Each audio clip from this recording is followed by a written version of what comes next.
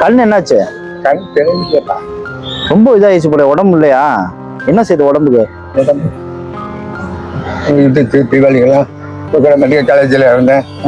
கொஞ்சம் வர சொன்னீங்க திங்கக்கிழமை. ஆமா, ஒய்ஃப் என்ன எப்படி இருக்காங்க? மனைவி சக்கரை சுகரு பிரஷரு 5 நாள் பெற்றாருங்க. என்ன சொல்லுங்க. என்னமா ஆண்டவர் என்ன காப்பாற்றுறாரு. கவலைப்பட, நான் இருக்கேன், நான் சொல்லியிருக்கேன்ல உங்களுக்கு. நேற்று கூட ஃபோன் பண்ணேன். நான் வெளியூர் போயிட்டேன், அதனாலதான் நேற்று என்னால வர முடியல. உடம்பு முடியாம ஆயிடுச்சு போலயோ. என்ன நல்லா சாப்பிட காசு கொடுக்குறீங்க, நல்லா சாப்பிட அப்புறம் என்ன செய்யுது? மாதிரியா மூச்சு வாங்குது. அந்த கையெல்லாம் ஒத்தனையத்தை பற்றி இருக்குது. மெடிக்கல் காலேஜில் ஏற்றுனாங்க. சரி, நான் என்ன சொல்ல, கொஞ்சம் காசு தரேன், 2 பாட்டில் ட்ரிப்ஸ் ஏற்றுங்க. ட்ரிப்ஸ் ஏற்றுனீங்கன்னா தான் கொஞ்சம் தெம்பா இருக்கும். ட்ரிப்ஸ் ஏற்றலைன்னா சரி வராது. சரியா? ஏன்னா ரொம்ப இதா இருக்குங்கிறீங்கல்ல. நடக்க முடியல. எனக்கு வந்தேன், ஒரு 50 ரூபா கிடைச்சிச்சு.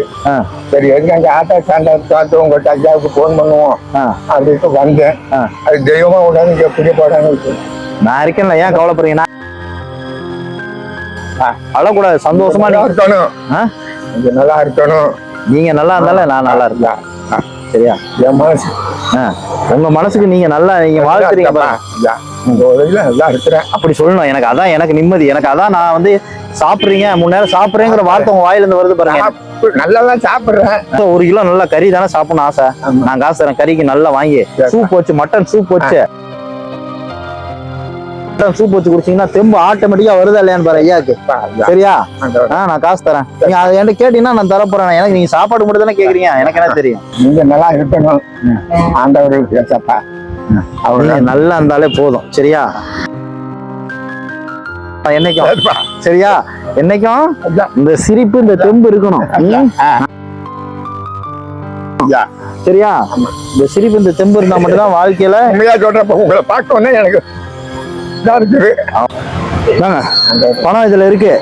சரியா? நல்லா கறி குழம்பு, மட்டன் சூப்பு எல்லாம் வச்சு சாப்பிடணும். வீட்டு ஜாமான் எல்லாம் வந்து சேரும் உங்களுக்கு. சரியா? பணத்தை உள்ள வச்சுக்கோங்க, அவ்வளவுதான். அப்படி இருக்கணும். எப்படி சொல்லணும்? அப்படி சொல்லணும். ஐயா அம்மான்னு சொல்லக்கூடாது. எப்படி சொல்லணும்? அந்த இந்த தைரியம், இந்த தெம்பு என்னைக்குமே இருக்கணும். உங்களை பார்க்க வந்து எனக்கு தெம்பு வந்துச்சு.